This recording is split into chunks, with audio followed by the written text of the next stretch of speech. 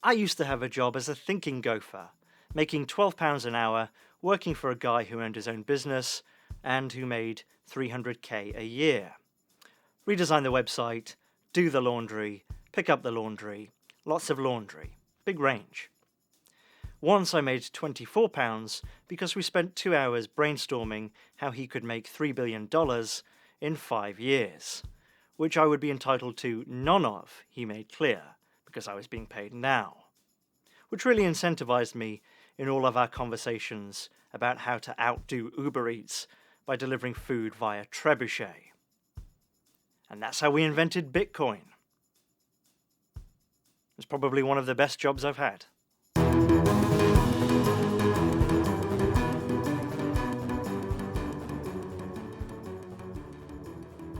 It's get-rich-quick schemes and dreams, whereby you live in the future doing something nonsensical or soul-crushing, just for a hope of the sweet, sweet taste of the good life that all of the celebrities, and children of celebrities, seem to have. As if money could make alcohol more effective, or people actually like you and your terrible opinions. Did you know that you could make an oddly specific amount of money every day by clicking on this stock photo of someone rubbing a smartphone, or just hanging out on an expensive couch, looking very clean, almost too clean, as if they live in the not-too-distant future where perspiration has been eliminated and nanobots eat away all detritus and existential dread? Or indeed that your dreams of owning more stuff can be fulfilled by signing up for 8 one-hour seminars online, delivered by a sweaty man in a tiny office, who in a very roundabout way tells you that the key to success is to set up a business where you deliver online courses to people on how to be successful over 8 hours. Now, why social media? It seems to me there's a pervasive attitude of money being the thing you need above all else, but not the chump change you might eventually start earning after spending chump time establishing, an actual business, or a skill, or creating something people want, or fixing a problem. Now, this isn't a get-rich-quick scheme. If you spend 10 years becoming an anesthesiologist, yeah, you can get to a place where you can earn enough money to be pretty damn comfortable. But who wants to be comfortable? You want dickhead money, and you want it now, so you can spend the rest of your life doing nothing. So I started to think, if I wanted to get rich quickly, with my perspiration problems and absence of skill, how would I do that? Cash for gold? Not enough gold. Pyramid scheme? Not enough friends. I've met enough actors, musicians, and YouTubers to know that a lot of them, despite what they say, are completely in it for the money. Or worse, because they can't get a girlfriend, and they think that by being rich, and possibly famous, they could. But really, there's a high failure rate for those people. And the people who are successful are usually already connected, or have something to say, which means they're probably mad. I knew a guy once who spent a year living off his girlfriend, making a video game, which sounded good, but then once I looked over his shoulder at what he was doing, and he was just making an Excel spreadsheet, putting in links to coding tutorials that he would never look at, and his favourite pornography.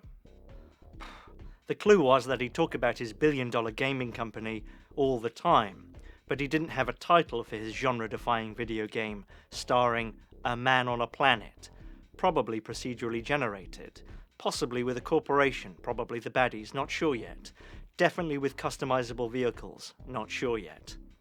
Also, he was going to do it on his own engine. Easier than it sounds.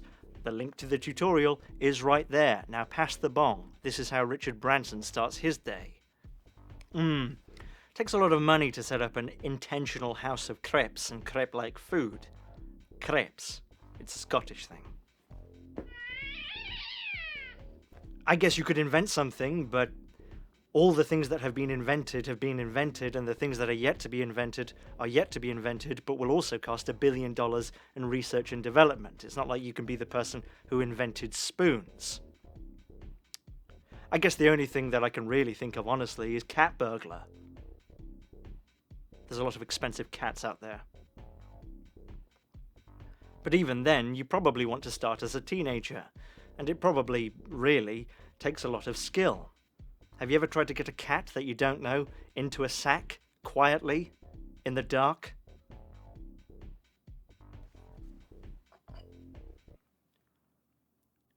Me neither. Really, it's easier to get richer quick. Things that aren't a scam, market speculation, a violent heist to get the gold out of Prince Andrew's mouth, monopolising the sporting goods market in a small town, they all take money. If you need to start small, as my grandma used to say, drugs don't sell themselves. And if the government is watching, do you want to buy some drugs? It's a joke! I know you've got plenty. A dubious but legal alternative might be to pretend to be an influencer. Buy loads of fake views and fake likes, and use your online persona as a shameless billboard, eventually becoming a real influencer.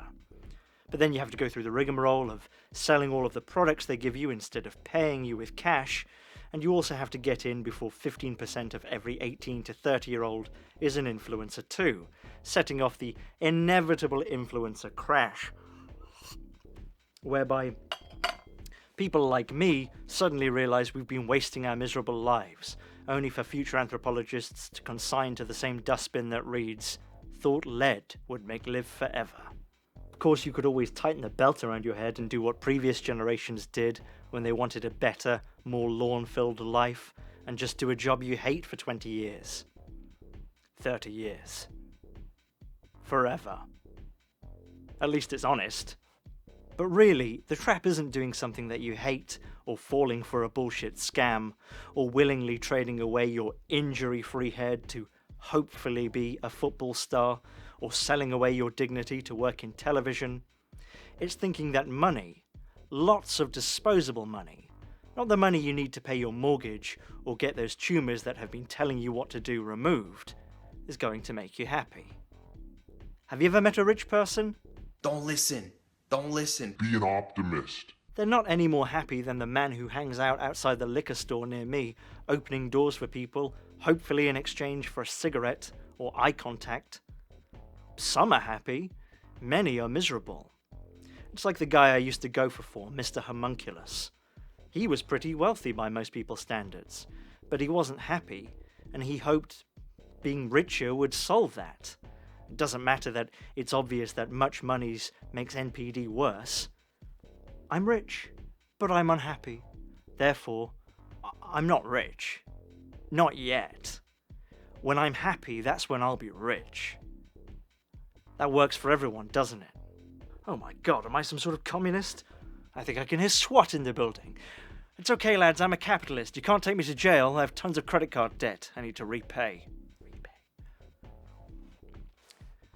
Well, I think I've gone too far. I should probably watch some Newsmax now so I can deprogram myself.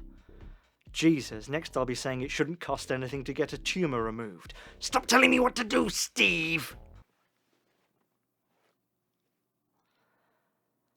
Oh.